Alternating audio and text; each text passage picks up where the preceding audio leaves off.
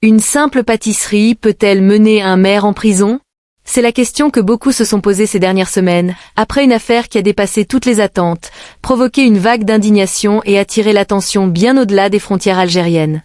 Avant d'entrer dans le vif du sujet, si vous aimez les analyses approfondies, les décryptages d'actualité et les histoires qui révèlent les dessous du pouvoir et de la société, pensez à vous abonner.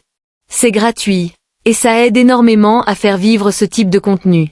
Aujourd'hui, nous revenons sur une controverse qui a enflammé les réseaux sociaux, nourri les plateaux télévisés étrangers et fini devant la justice, l'interdiction de la bûche de fin d'année dans la commune de Télag, à l'ouest de l'Algérie. Installez-vous confortablement, car derrière ce qui pourrait sembler être une décision administrative banale se cache en réalité un débat bien plus large, mêlant autorité des élus locaux, libertés individuelles, réseaux sociaux et image internationale du pays. Début décembre 2025, une décision prise dans une modeste commune de l'ouest algérien va déclencher une onde de choc inattendue. À Télag, situé à une cinquantaine de kilomètres au sud de Sidi Bel Abbès, le maire en exercice signe un arrêté officiel interdisant la commercialisation de la bûche de fin d'année dans l'ensemble des commerces et pâtisseries de la commune. Ce dessert, surnommé localement la biche, se retrouve soudainement prohibé, sans exception, pour tous les acteurs économiques locaux.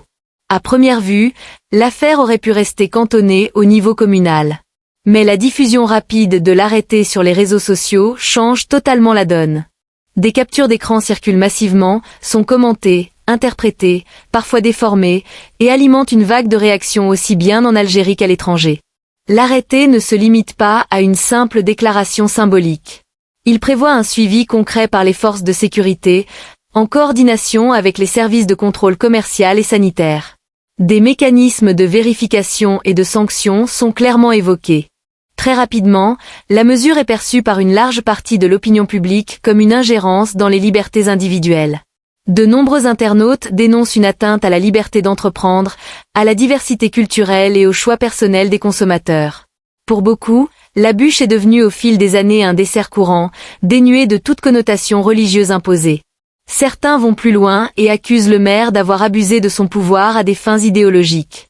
Des juristes rappellent alors que si les élus municipaux disposent bien de prérogatives en matière de police administrative, celles-ci doivent impérativement respecter la législation nationale et les libertés garanties par la Constitution. Une minorité de voix soutient néanmoins la décision, estimant qu'elle vise à protéger les traditions locales. Mais ces soutiens restent largement marginalisés face à l'ampleur des critiques.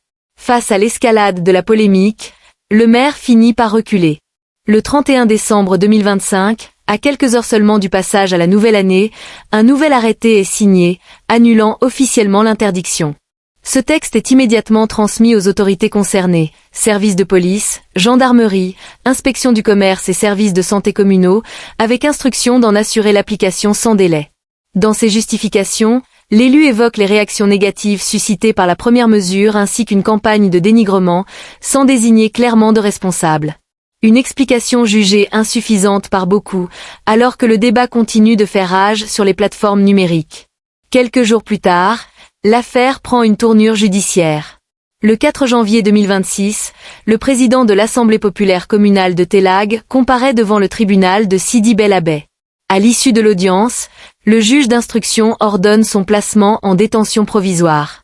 Élu depuis mars 2023, il se retrouve au cœur d'une enquête aux implications lourdes. Parmi les accusations retenues figurent notamment l'incitation à la discrimination et à la haine, l'abus de fonction et la diffusion d'une décision administrative sensible via les technologies de l'information sans coordination préalable avec les autorités de tutelle. Selon plusieurs sources, une enquête sécuritaire avait déjà été ouverte avant l'audience, en raison de l'impact de l'affaire sur l'ordre public et de son retentissement médiatique. Très vite, l'histoire franchit les frontières. Certains médias étrangers présentent l'affaire comme une interdiction nationale décrétée par l'État algérien.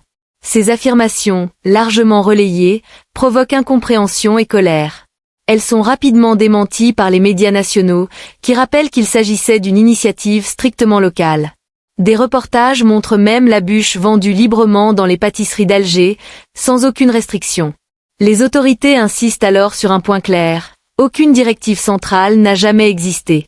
Dans certains commentaires internationaux, l'affaire est interprétée comme une forme de persécution religieuse. Une lecture catégoriquement rejetée par les autorités et par plusieurs observateurs, qui la jugent déconnectée de la réalité.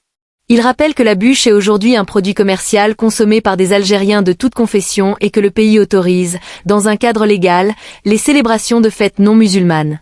Au-delà du cas de Telag, cet épisode relance un débat de fond sur les limites du pouvoir municipal en Algérie.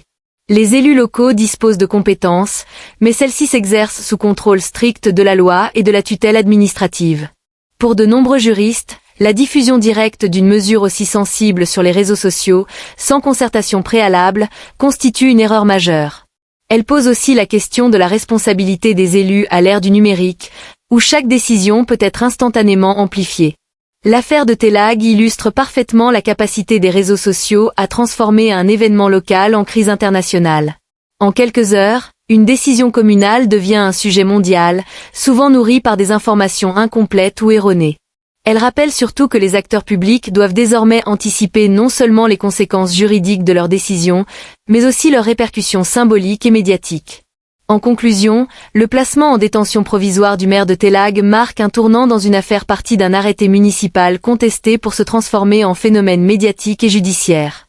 Cet épisode met en lumière les tensions entre autorités locales, liberté publique et perception extérieure de l'Algérie. Il restera sans doute comme un exemple révélateur des défis de la gouvernance locale à l'ère digitale, où une simple décision peut rapidement dépasser son cadre et produire des conséquences inattendues.